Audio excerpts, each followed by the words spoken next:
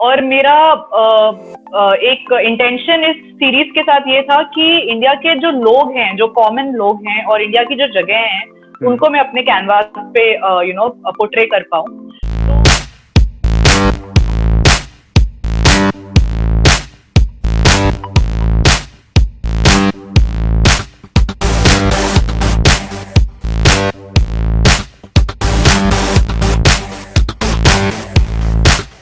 नमस्कार दोस्तों, मेरा नाम है अजय श्रीवास्तव और आप देख रहे हैं आर्टिस्ट नामक स्पेशल शो आर्टिस्ट नगरी।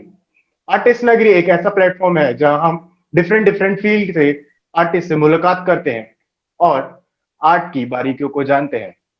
और वैसे ही आज इस एपिसोड में जो हमारे साथ जुड़ रही हैं, उनका नाम है शिवानी जी, अ, जो कि एक बेहतरीन पेंटर है मैं बोलूंगा। और मैंने उनकी पर्सनली पेंटिंग्स देखी हैं और मैं ऑलरेडी उनका फैन हो चुका हूँ।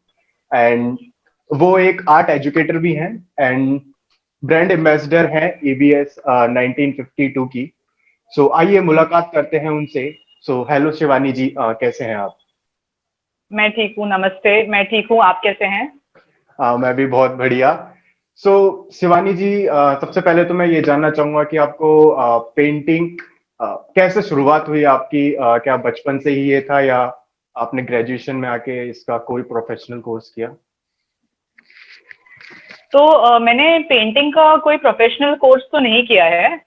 मैं बाय क्वालिफिकेशन इंजीनियर हूँ और मैंने उसके बाद एमबीए किया है, like lot of people in our country. Actually मैं बचपन से ही पेंटिंग का मुझे काफी शौक रहा है। मैंने काफी पेंटिंग बचपन से, स्कूल में था तो बचपन से करती थी। एंड अभी पिछले 2 साल से मुझे थोड़ा टाइम मिला एंड मैंने सोचा कि मैं ऑफिस के बाद मुझे जब मेरे पास टाइम होता है तब मैं थोड़ा पेंटिंग करना शुरू करूं। और उसको एक डिसिप्लिन बनाने के लिए मैंने सोचा कि मैं सोशल मीडिया पे पोस्ट करना शुरू करूं, जिससे कि मुझे याद रहे कि मैं हफ्ते में एटलीस्ट 1-2 बार पेंटिंग करना है। हम्म। तो इस तरह से मैंने पिछले 1-1.5 साल से मैंने सोशल मीडिया पे पोस्ट करना शुरू किया है, बट मैं पेंटिंग वैसे बचपन से कर रही हूँ। वाह। और इंफॉर्मेशन दूं कि मैं भी एक इंजीनियर हूँ। लास्ट ईयर चल रहा है अभी अरे मेरा। वाह वाह। तो आप कौन सी अच्छा, ब्रांच थी आपके पास? मेरी electronics and telecommunication. Same, electronics and communication.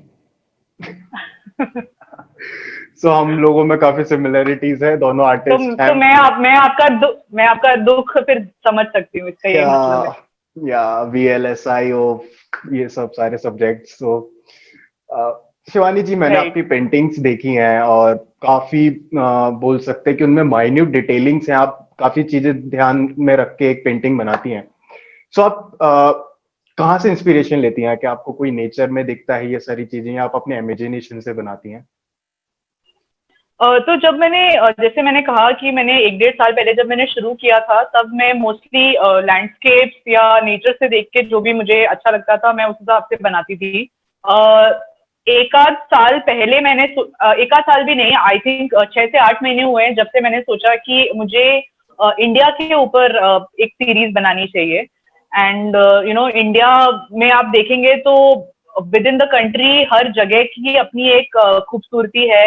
अलग अलग लोग हैं, उनका अलग अलग खाना है, बोल है, एंड बहुत सारी सुंदर सुंदर जगह हैं। मैंने देखा है कि लोग इंडिया में सोचते हैं कि उनको देश के बाहर जाना है और घूमना है, बट मुझे ऐसा लगता है कि हमारे देश के अंदर ही बहुत सुंदर जगह हैं जो या हम देख सकते हैं। और मेरा एक इंटेंशन इस सीरीज के साथ ये था कि इंडिया के जो लोग हैं, जो कॉमन लोग हैं और इंडिया की जो जगह हैं, हम्म। उनको मैं अपने कैनवास पे पोर्ट्रे कर पाऊँ। हम्म। तो फिलहाल जो मैं, जैसे मैं समझ आपका जवाब दूं आपके क्वेश्चन का, तो फिलहाल 6-8 महीने से तो मैं एक इंडिया को ही अपना इंस्पिरेशन मान रही हूँ। और इंडिया की जो जगह है, इंडिया के जो लोग हैं, उसके हिसाब से मैं अपनी पेंटिंग्स बनाने की कोशिश कर रही वाह। और मैं बोलूंगा कि है ना, हम लोगों में दोनों में बहुत सिमिलैरिटीज हैं। आप इंजीनियर, मैं engineer, same branch and same concept है। लाइक मैं भी स्ट्रीट फोटोग्राफर हूँ। मेरे को भी इंडिया का जो कोर इंडिया है, जो जिसको बोलते हैं हम विलेज में जाके और हूँ। हाँ, दूर दूर जगह जाके मेरे को भी ऐसे फोटोज खींचना बहुत पसंद है। और आपको वो सेम ही काम है। आप बस अपना पेंटिंग बनाती हैं, मैं फोटोग्राफ्स सही खींचता हूँ। बात, और सही बात है। जी। आपकी पेंटिंग में हमने माइनर इफेक्ट्स देखे हैं, शेडोज इफेक्ट देखे हैं। सो काफी लाइट डार्क कलर्स के साथ उसमें खेलना पड़ता है। सो वो आप कैसे कर लेते हैं? मतलब वो आपको इंस्टेंट आता है या प्रैक्टिस है वो चीज? So in terms of light and shadows मैंने पिछले 2 डेढ़ महीने से काफी उस चीज के ऊपर प्रैक्टिस की। मैंने कोशिश की कि मैं लाइट और शैडोज को अपने कैनवस पे कैसे पोर्ट्रे कर पाऊँ। उससे पहले मैं शायद इतनी मतलब मैं इतना नहीं कर पाती थी, बट अभी आप यही कह सकते हो कि प्रैक्टिस करने के साथ आई थिंक मैं थोड़ी उसमें बेटर हुई हूँ।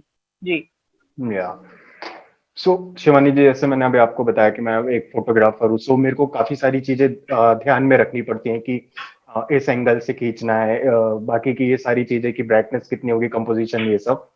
सो जब भी आप एक कैनवा पे पोर्ट्रेट बनाते हैं या पेंटिंग बनाते हैं आप एक पूरे सीन की, सो आप क्या क्या चीजें उसमें ध्यान रखते हैं कि क्योंकि उसमें भी मेरे को लगता है शायद कुछ एंगल्स होते हैं कि ऊपर का टॉप एंगल लेना है या जी। नीचे से, ये सब। सो वो आप कैसे करते हैं? जी। मतलब पेंटिंग बनाने के लिए मैं कुछ चीजों का मेरे को मैं ध्यान रखती हूँ। एक तो ये है कि जैसे अगर मैं किसी फोटोग्राफ से पेंटिंग बना रही हूँ, तो मेरे लिए ये चीज इम्पोर्टेंट है कि एक मतलब वो फोटोग्राफ बोलना चाहिए, जैसे कि उसमें एक जान होनी चाहिए, कि आप जब उसको देखो तो आपको एक इमोशन फील हो। हम्म। एंड दूसरी चीज है, जो चीजें मैं ध्यान रखती हूँ, जैसे कि पर्सपेक्टिव का ध्यान रखना पड़ता है जब आप पेंटिंग बना रहे हो, जिसमें मतलब आज अगर उसमें कोई बिल्डिंग्स है या आर्किटेक्चर है या रोड है, तो उसमें आपको पर्सपेक्टिव का ध्यान रखना पड़ता है। अगर आप एक पोर्ट्रेट बना रहे हैं तो आपको काफी सारी चीजें, जैसे कि लाइट कहाँ से आ रही है, शैडो कहाँ पे पड़ रही है उस इंसान के फेस पे, या फिर जैसे रिंकल्स हो गए, उनके बाल हो गए, हर छोटी छोटी चीजें जितना आप डिटेल हम ध्यान रख पाते हैं, उससे वो पेंटिंग और बेहतरीन बन पाती है। तो ये सारी चीजें हैं जो मैं अक्सर ध्यान रखती हूँ। ओके। सो हमने आपके पोर्ट्रेट्स देखे हैं, सो वो बहुत ही रियलिस्टिक्स हैं। लाइक ये लगता है कि वो सामने पर्सन एक्चुअली में खड़ा हुआ है या जो भी है। सो एज एन जो बिगिनर हैं, उनको आप क्या क्या टिप्स एंड ट्रिक्स बताना चाहेंगे, जो अभी जस्ट जिन्होंने अभी पेंटिंग करना शुरू किया है, जो वो आपको लगता है कि आपने जो उस टाइम गलतियां की थी, अगर वो नहीं करते तो आप अभी बहुत आगे होते? हाँ, तो जैसे कुछ चीजें हैं, मतलब पोर्ट्रेट बनाने के एक तो डिपेंड करता है कि आप क्या मीडियम यूज कर रहे हैं। अगर आप वाटर कलर मीडियम यूज कर रहे हैं, तो ये चीज का ध्यान रखना जरूरी है कि आप हमेशा जो आपका कलर आप यूज कर रहे हैं वो लाइट कलर यूज करें, जिससे कि आपसे अगर कोई गलती हो तो आप उसको सही कर पाए। और आप एक लेयर बाय लेयर उस पेंटिंग पे ऐड कर पाए, जिससे उस पेंटिंग पे एक 3D इफेक्ट, एक डेप्थ आती है। हम्म। दूसरी चीज है कि जो कि मैंने काफी गलती की है, आजकल क्या है कि कलर्स में ना 18 कलर का सेट, 12 कलर का सेट मिलता है, जिसमें कि काफी सारे रेडीमेड कलर्स मिलते हैं। या लेकिन अगर आप किसी भी मतलब अच्छे आर्टिस्ट को अगर आप फॉलो करेंगे, तो वो हमेशा यही कहेंगे कि जो 3 प्राइमरी कलर होते हैं, येलो, ब्लू और रेड, या उनको मिक्स करके ही आप अब कलर्स बनाइए, खुद बनाइए, जिससे कि आपको कलर की पहचान हो, आप समझ पाए कि कौन सा कलर कैसे बनता है और इसको कहाँ यूज करना है। जैसे शैडो के लिए कौन सा कलर यूज करना है, हम्म। बालों के लिए कौन सा कलर यूज करना है, नोज के लिए कौन सा कलर यूज करना है। आजकल जो मैं जैसे देखती हूँ, जो भी नए नए लोग हैं जो पेंटिंग शुरू करने की कोशिश करते हैं, वो हम्म। बॉक्स पेंट कलर्स ले आते हैं और उसी से डायरेक्टली यूज करते हैं। तो वो एक चीज है जो उनको ध्यान में रखनी चाहिए, जिससे कि उनकी पेंटिंग और बेहतरीन बन सकती है। या परफेक्टली, मैं बिल्कुल आपकी बात से सहमत हूँ। बिकॉज फोटोग्राफी में भी रहता है कॉम्पोजिशन। उसमें आपको पूरा करेक्ट। सबसे पहले बोलते हैं कि आप मैनुअल मोड पे चलाना सीखिए सारा, जो भी आपका बॉडी है, कैमरा। सो तभी आपको हाँ। आएगा जब आप बेसिक से जी। स्टार्ट करेंगे।